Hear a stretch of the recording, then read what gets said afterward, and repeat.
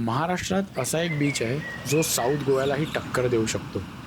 तर झालं असं, श्रीवर्धनमधल्या रेवास किचनमध्ये फिश थाळी आणि मोदक हाणून मी निघालो अरावी बीचकडे. आणि तिथे पोचल्यावर माझा पण स्वप्नील जोशी झाला.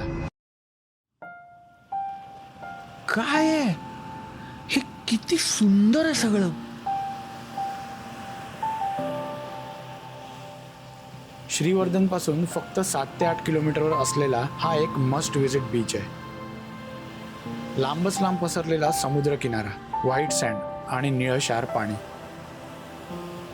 किनाऱ्यालगतच्या झाडांमुळे आणि संध्याकाळच्या सोनेरी किरणांमुळे हा बीच आणखी सुंदर दिसत होता. आणि सगळ्यात भारी म्हणजे बीचवर बिलकुल गर्दी नव्हती. थोडा वेळ शांतपणे बीचवर घालवला. या बीचला लागून पुढे कोस्टल रोड आहे.